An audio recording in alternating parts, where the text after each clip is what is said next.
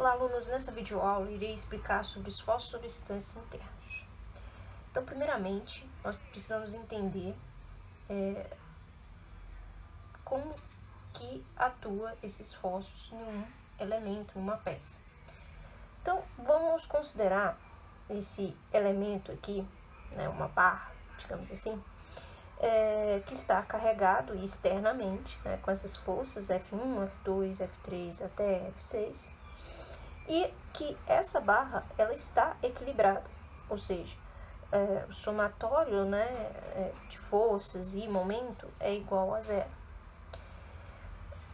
E aí eu quero analisar essa seção que está tracejada de vermelho, que eu vou chamar de seção S. Quero entender como que o que está ocorrendo internamente nessa peça, nessa seção, nesse ponto, tá? Então, eu vou abrir a minha peça, né? Como se eu cortasse a minha peça. E eu corto a minha peça e eu vou criar dois elementos, né? Vou dividir o meu elemento em dois. Vou ter o lado esquerdo e o lado direito. Olhando o lado esquerdo, tá? Lembrando que quando eu faço essa divisão, eu tenho que levar o carregamento que está atuando nesse lado, tá? A mesma coisa para o lado direito.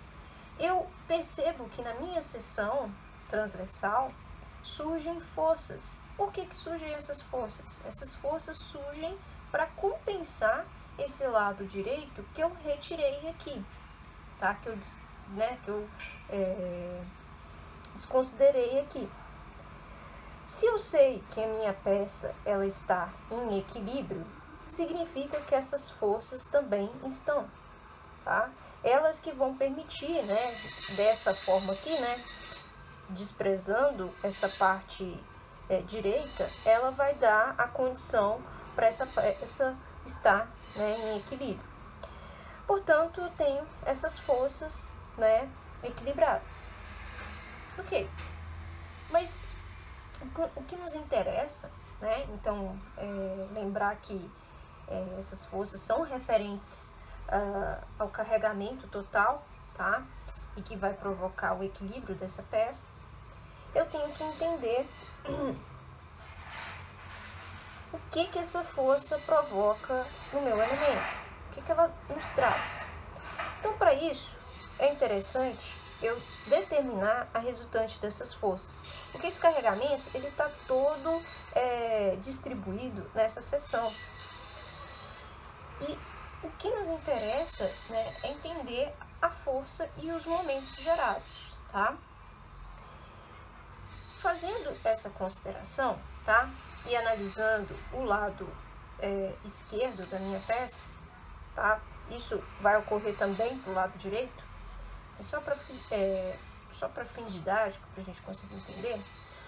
A gente vai ter o seguinte, né? Fazendo a resultante desse carregamento que está atuando aqui, eu vou ter uma resultante de força, representado pela letra E, tá? É um vetor, e um momento fletor, e um momento, tá? Um momento que ele não necessariamente precisa ser um momento fletor, mas é um momento, é uma resultante de giro, tá? Então, eu tenho essas duas resultantes aqui atuando na minha seção transversal. Essa resultante vai estar sendo aplicada onde na minha seção transversal? Ela vai estar sendo aplicada no meu centro de gravidade, no meu CG.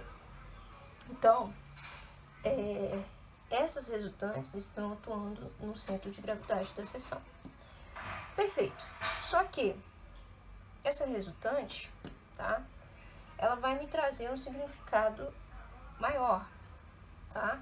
Se eu fizer a decomposição dessa resultante, tá? Nos eixos X e Y, né? Dessa força aqui, eu vou ter a minha resultante, né?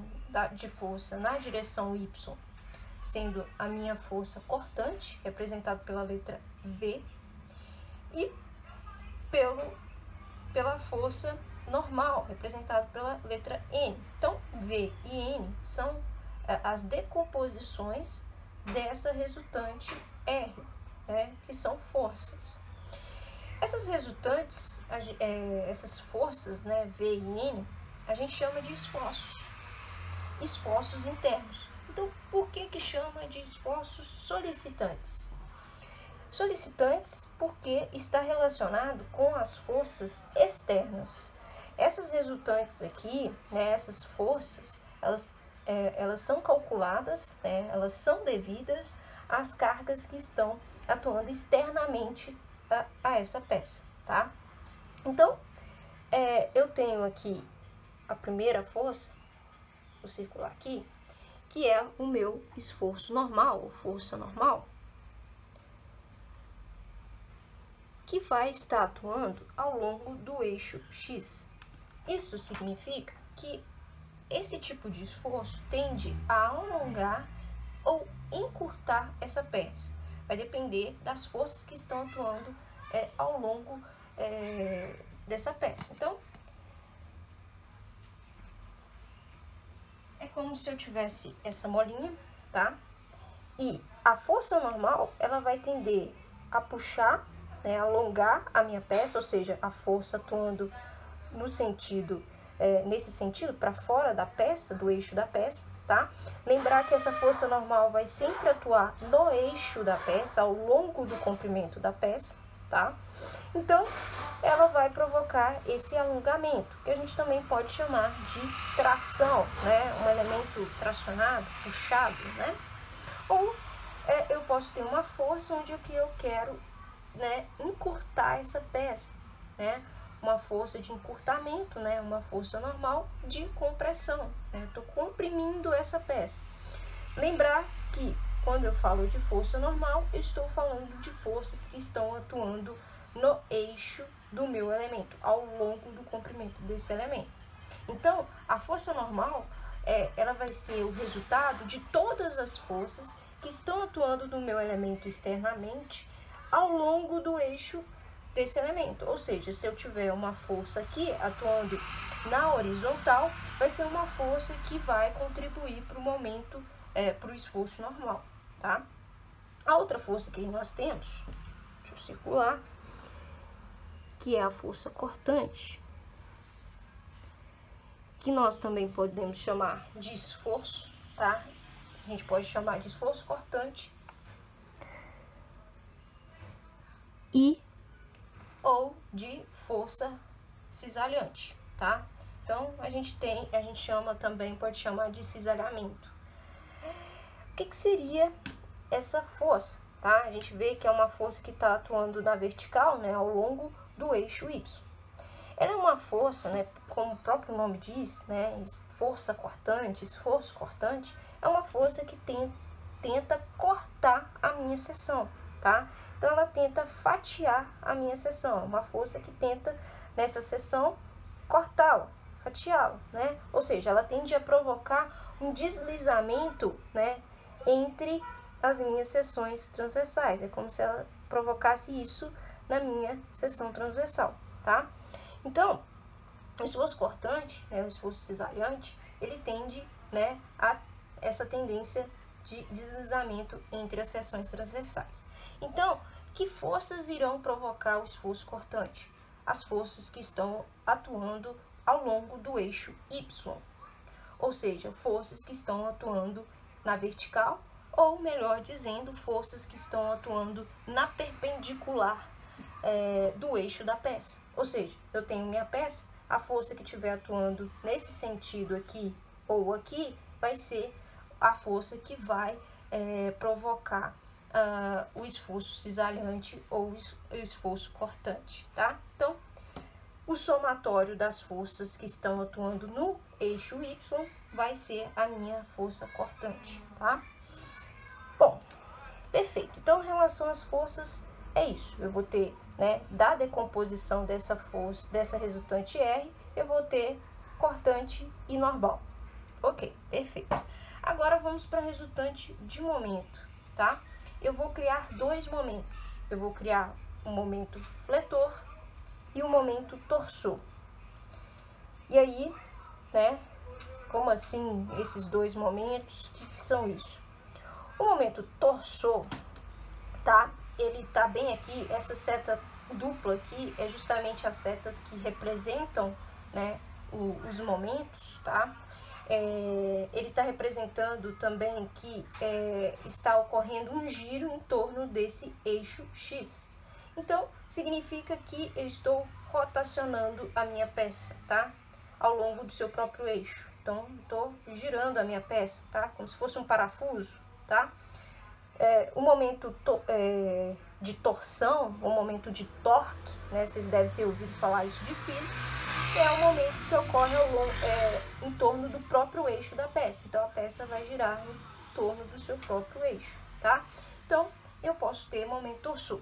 Posso ter momento torsor, só que nos nossos cálculos aqui, né, no entanto, né, como a gente está analisando vigas, né, elementos simples, a gente ainda não vai ver elementos torsor. Por quê? Para ter um torque, por exemplo, nessa peça, ou eu provoco o torque diretamente, né, ou provoco um torque como um parafuso, né, e em estruturas, né, isso não é normal, né, da gente aplicar torque, apesar que vigas às vezes tem forças que tendem a fazer esse giro, mas tendem através de uma outra peça, né? Digamos que eu tenha uma peça assim, tá? E para eu provocar o toque nessa viga, né, eu teria que ter uma força aqui. E aí, essa força nessa peça, por exemplo, aqui, ó, eu poderia fazer a tendência de giro dessa peça maior, tá? Dessa viga maior. Então, eu teria que ter um sistema não plano, né? Teria que ser um sistema em 3D, né? Eu teria que ter que considerar um sistema considerando os eixos Y, X e Z, tá? Para eu ter esse toque, né? Porque eu teria uma força, por exemplo, no eixo Z que provocaria o torque na minha viga que está no eixo X, tá? Enfim, depois a gente vai trabalhar mais aprofundado com relação a esses torques. Então, nós temos o torque representado pela letra T, tá? Então, esse é o nosso momento torque, tá? Nosso momento torsor, nosso torque, né? Enfim, esse é a representação dele. E ele vai ocorrer ao longo do eixo da peça. Então, todo momento que for em torno do eixo da peça vai ser o nosso torque. Mas o que é importante aqui no momento é o momento fletor, que é o nosso M, tá? E é esse que a gente veio já trabalhando, tá? É esse momento que a gente vem trabalhando, principalmente nas somatórias, nas somatórias de forças e momentos, principalmente nas equações de equilíbrio, a gente vem tratando do momento fletor, que é esse momento aqui, né? Ele vai provocar uma tendência de giro, tá? Em um determinado ponto. Nas nossas peças, ele tende a fletir a peça, então ele tende a fazer essa curvatura no meu elemento, tá? Justamente porque ele tende a fazer esse giro dessa forma, né? Tende a fazer esse giro. A gente usa justamente a regra da mão direita por causa justamente desse giro que ele provoca no elemento, tá? Então, ele provoca um giro em torno de um eixo que está perpendicular, né? Que está saindo da peça aqui, né? Não seria o eixo Y, né? Seria um eixo que está saindo desse elemento, né? Que seria o meu eixo Z. Então, ele vai provocar a flexão da peça, tá? Então, essas são as solicitações, né? Os forços solicitantes internos dos nossos elementos, tá? Então, não esqueça que quando a gente fala de solicitantes, a gente está relacionando isso com o carregamento que está externo a essa peça, tá? Perfeito. Dito isso,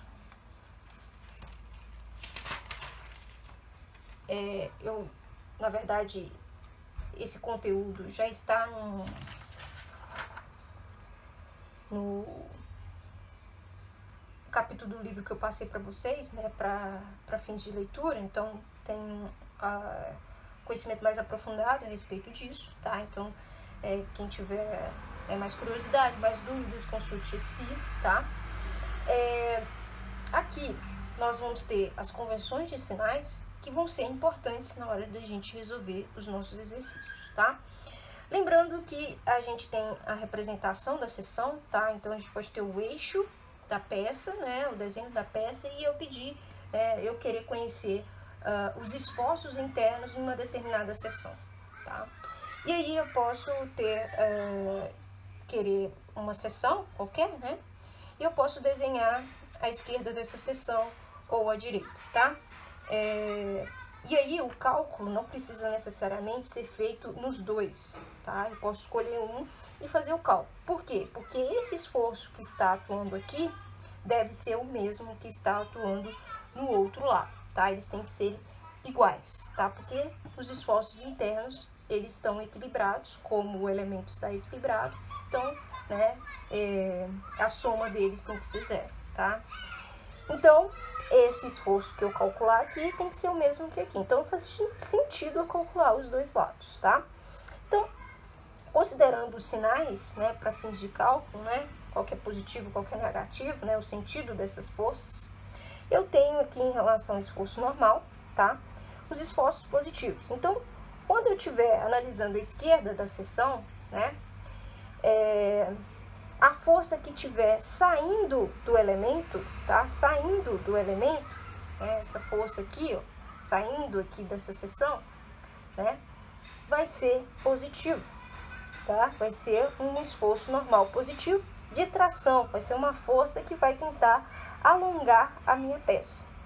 Se eu analisar a direita, vai estar saindo também. Então, toda força que estiver saindo dessa seção, tá? Eu tenho que analisar a seção, esse ponto aqui, ó, essa retinha aqui que está perpendicular ao eixo da peça, lembrando que esse aqui é a representação do eixo da peça, tá? E esse traçado aqui na vertical é a seção que eu estou analisando. Então, essa força está saindo da seção, então é uma força positiva, uma força de tração que vai tender o alongamento dessa peça, tá? O contrário, eu vou ter uma força que está entrando na seção, tá? Tanto a esquerda quanto a direita, vai ser uma força negativa, tá? Então, eu vou ter compressão, tá? Então, isso, né, vai ser representado por um sinal positivo, se estiver saindo, tração, e negativo, quando eu tiver compressão, tá? Esforço cortante. E aí, nós vamos para um quesito que é um pouco mais complicado, porque analisar esquerda e direita nesse caso vai ser um diferencial. Para eu dizer que um cortante é positivo, analisando a esquerda da seção, analisando esse lado aqui, eu vou ter o cortante positivo quando eu tiver, né, a minha força atuando de baixo para cima, tá? Quando a minha força estiver atuando de baixo para cima, a setinha foi indicativa para cima, então ela vai ser positiva. Então, quando eu analisar as forças aqui, também isso vai ser levado em consideração. Então, todas as forças que estiverem atuando para cima, né, eu analisando a esquerda da peça, vai ser eu vou ter que considerar positivo, tá? No esquerdo, isso muda. No esquerdo, né, essa aqui vai ser uma conversão mais, né, normal, porque eu vou estar olhando o eixo mesmo do elemento, o eixo x e y, né? Porém, à esquerda eu não posso dizer isso. À esquerda as coisas se invertem, tá? Então, o meu cortante positivo é minhas forças que estão atuando de cima para baixo, a setinha para baixo. Então, a setinha para baixo, força para baixo, vertical, cortante positivo, tá? Então, tomar cuidado com isso, tá? Isso pode trazer uma certa confusão na hora de considerar os cálculos, tá? Então, prestem muita atenção nessas considerações, tá? É bom ter essas convenções anotadas, tá? Até mesmo na hora de fazer o exercício, consultá-las, porque às vezes a gente fica confuso mesmo, e é importante ter isso. Não é importante decorar, é importante ter esse conhecimento dessas diferenciações. Então, sempre que for fazer, é interessante consultar ou fazer a anotação do lado, né, para ter essa consulta aí. Então, esses dois aí, né, a gente vai representar com o sinal positivo. O contrário de cada uma dessas duas representações vai ser o meu negativo, tá? Eu não desenhei, não fiz essa representação, tá? O momento fletor, ele analisa, na verdade, né, para considerar positivo ou negativo, o que está comprimindo e tracionando, né? Isso eu vou entrar mais a fundo mais na frente, que aí eu faço a representação, né, e menciono todas essas tensões que esse momento fletor vai atuar na peça. Mas enfim, o que vai interessar é que quando eu analisar a esquerda, né, o elemento esquerda da seção S, o meu momento positivo vai ser aquele que provoca um giro no sentido horário. Então, momento fletor no sentido horário é um momento fletor positivo, à esquerda. À direita, quando eu tiver um momento fletor atuando no sentido anti-horário, eu vou ter o momento fletor positivo, tá? Então, muito bem, tem que ficar atenta a esses sentidos aí, tá? E lembrar que quando a gente fazia, né, o somatório de momento fletor para reação de apoio, a gente escolhia um ponto e escolhia também qual sentido, qual o giro era positivo e negativo, que era positivo para a gente fazer o cálculo. Aqui não. Aqui a gente já tem um ponto específico que a gente tem que analisar, que é o ponto S, tá? Ponto da seção que eu estou analisando. E já tem também a consideração com relação ao sinal desse giro, né? Qual giro que é positivo, qual giro é negativo. Então, tomar muito cuidado com isso, tá? Se quiser adotar, por exemplo, o giro aqui, como está aqui, para fazer o cálculo da reação, fiquem à vontade. Mas, tomem cuidado na hora de fazer esses cálculos aqui, com relação aos esforços internos, porque agora a gente não está falando de determinar reações, a gente está falando de esforços internos, ok? Agora a gente vai para o exercício. Bom, aqui eu trouxe um exemplo para vocês, tá? Para a gente calcular os esforços solicitantes internos nas seções S1 e S2 da viga isostática, que é essa viga que está desenhada aqui, tá? Então, eu desenhei uma viga que ela tem 5 metros de comprimento total. Ela tem aqui, nesse primeiro, na primeira extremidade dela, um apoio do segundo gênero, tá? Não necessariamente as vigas que pedirem para calcular vão estar com esse azinho e com essas representações de reações, tá? Isso aqui vocês têm que colocar, tá? Esse ponto A aqui também é interessante vocês colocarem, enfim, tá? Então, se é um apoio do segundo gênero, eu tenho duas restrições, então eu tenho duas reações. Então, eu tenho uma reação vertical e horizontal. Então, todas as duas são de força. Então, eu tenho força VA, eu chamei de VA, e de HA. E na outra extremidade, eu coloquei o ponto B, chamei de ponto B, e tenho o apoio do primeiro gênero, tá? Ou seja, se é do primeiro gênero, eu tenho uma restrição, eu tenho uma força de reação, que é uma reação vertical, que eu chamei de VB. Perfeito. O eixo aqui fui eu que coloquei, tá? No desenho não tem esses eixos, eu que desenhei esses eixos, tá? Posicionei esse eixo bem em cima do ponto A, de forma que o eixo X estivesse ao longo do eixo da peça, né, da minha viga. E o eixo horizontal ficasse na perpendicular do eixo da peça.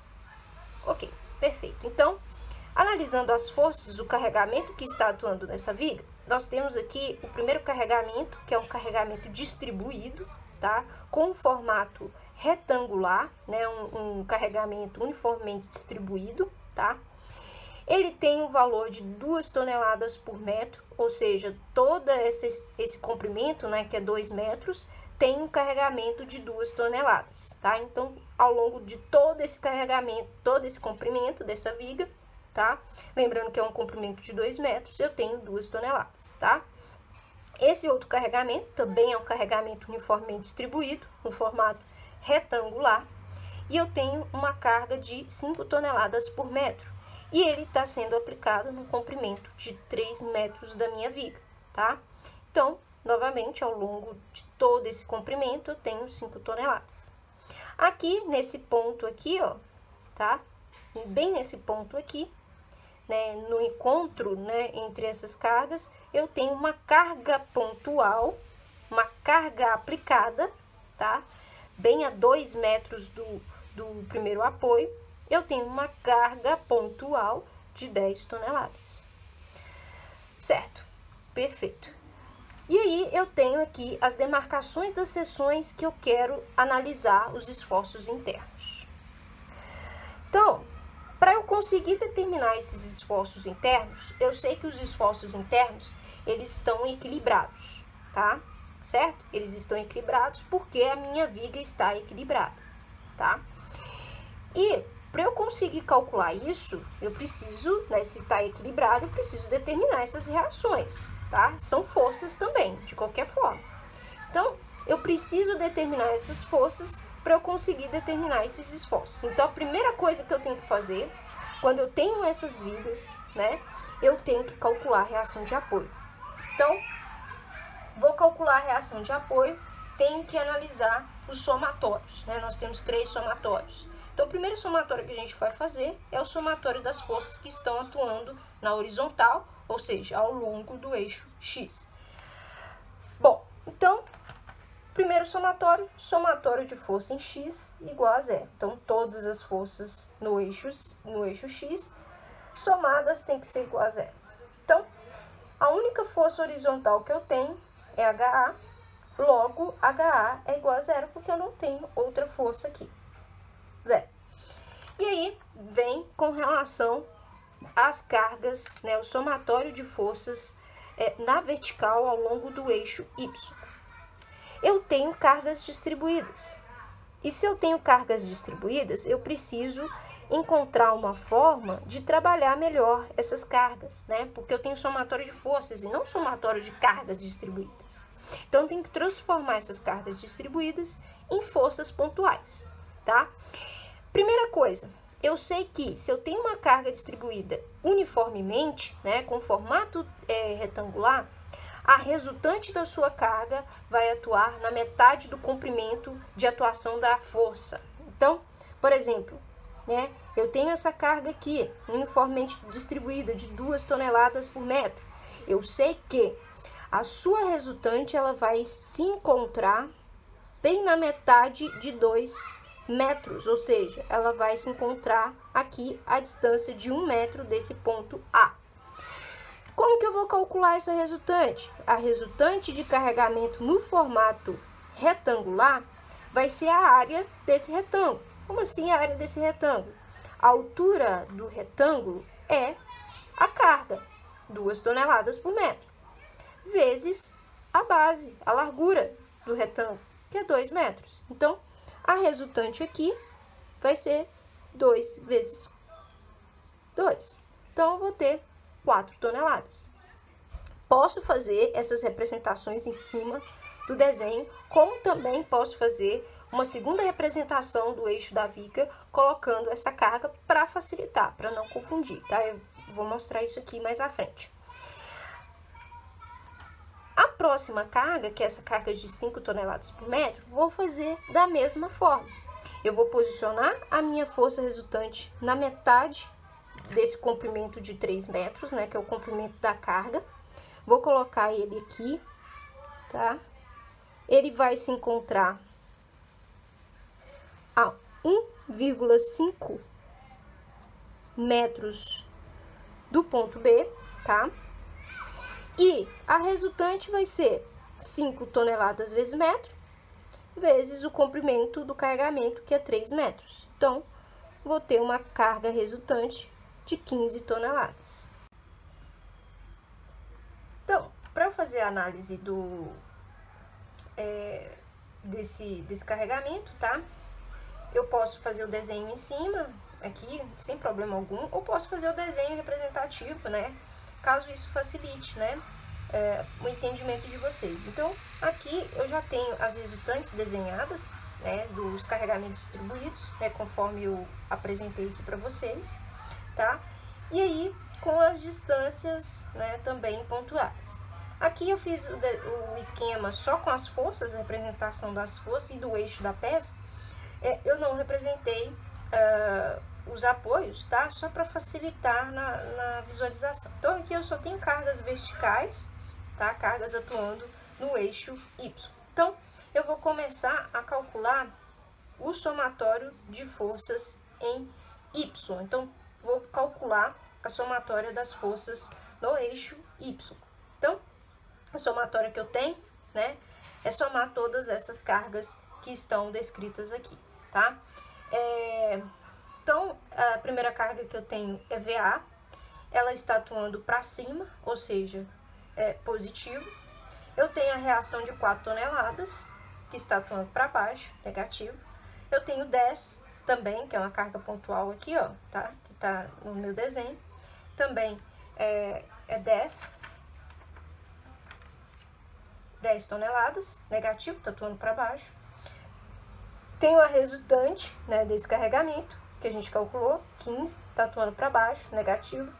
E VB, que está atuando para cima, que é a reação, que é positivo. Então, eu vou ter o seguinte somatório: VA positivo, menos 4, né, a reação, menos 10, menos 15 e mais VB igual a 0. Então, eu tenho que a soma de VA mais VB tem que ser igual a 29 toneladas.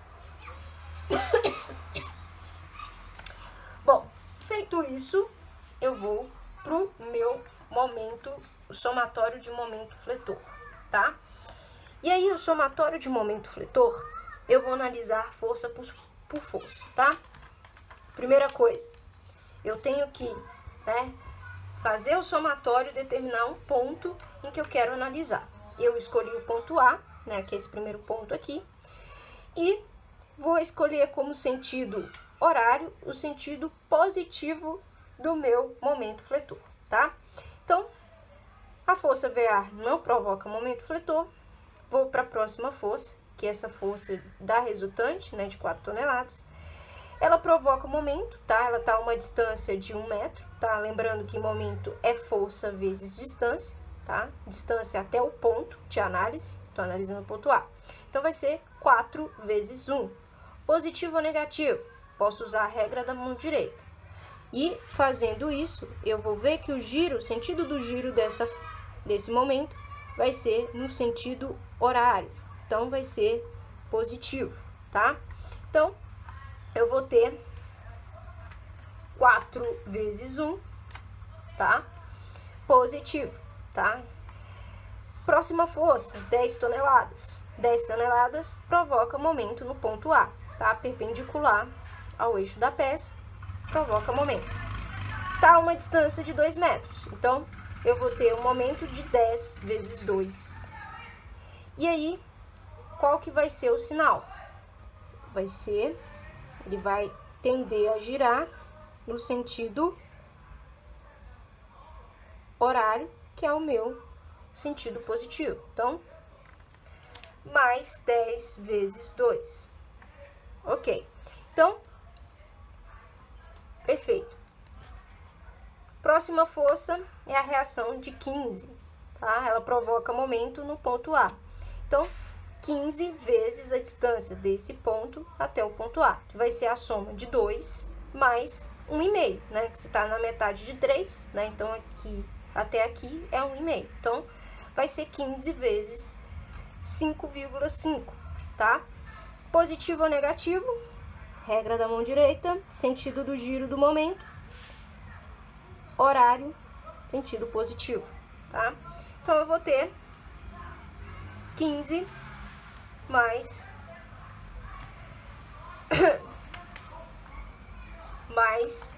né, vezes 2 mais 1,5, né? Na verdade, eu falei errado, né? Eu tinha falado 5,5, na verdade vai ser 15 vezes 3,5, desculpem aí, tá? O próximo vai ser o VB, o VB vai provocar o momento no ponto A, com um giro no sentido anti-horário, que é o nosso sentido negativo. Então, vai ser VB vezes 5, que é o comprimento até o ponto A. Então, vai ser negativo, tá? Então, a soma disso tudo tem que dar 0. Fazendo esses cálculos aí, tá? Fazendo os cálculos, isolando VB, eu vou encontrar um VB de 15,3 toneladas. Ok, com o valor de VB, eu posso determinar VA, né? Eu posso lançar nessa equação aqui acima. Então, eu sei que a soma de... Eu sei que a soma de VA mais VB é igual a 29. Então, isolando VA, eu vou ter que VA é igual a 29 menos VB.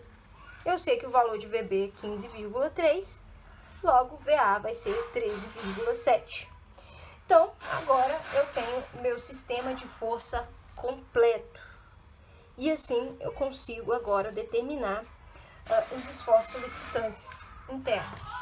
Para facilitar o entendimento de vocês com relação a esses esforços, eu considerei para a primeira sessão, né? Eu redesenhei a minha viga, tá?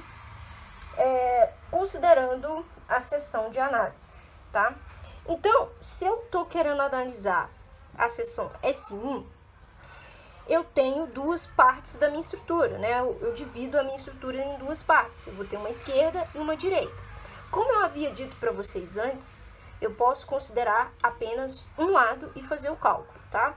Mas nesse caso aqui, eu vou fazer a análise dos dois para vocês terem entendimento disso, tá? Que a gente vai chegar no mesmo resultado. Então, quando eu faço essas representações, eu tenho que levar todo o carregamento que está à esquerda desse ponto, tá? Então, em S1, eu tenho esse carregamento, deixa eu apagar aqui. Eu tenho esse carregamento distribuído, tá? Eu pego a metade desse carregamento distribuído, porque a seção S1 está a 1 metro do ponto A. Então, eu pego, né, esse carregamento até 1 metro. Represento ele aqui, tá? Não vai interferir em nada. Representei também a reação, né, o valor da reação VA. HA não representei porque HA é 0, então eu não fiz a representação dele, mas poderia colocar aqui HA igual a 0, sem problema algum, tá? E fiz aqui, né, depois dessa seção, né, do traçado da seção, eu fiz a representação dos esforços que eu vou ter que calcular. Vou ter que calcular o esforço normal, o cortante e o momento fletor, tá? E coloquei eles com sentido positivo, tá? Com sinal positivo. Mas eu não sei necessariamente se vai respeitar esse sinal. Eu só vou saber quando eu terminar de fazer as contas, né? Se eu achar algum desses valores negativos, significa que o sentido que eu adotei aqui não era aquele, era o oposto. Enfim, da mesma forma, né, que eu havia dito para as reações de apoio, tá?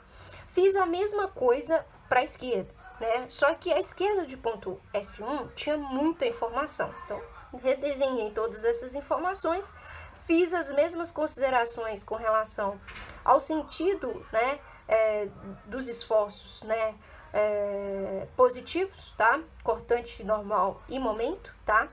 Todos eles estão com sentidos positivos. Então, observe que são sentidos opostos, né? Enfim, porque isso aqui está equilibrado, tá? Então, a gente vai começar a calcular analisando só a esquerda, tá? Então, vai me interessar apenas a esquerda de S.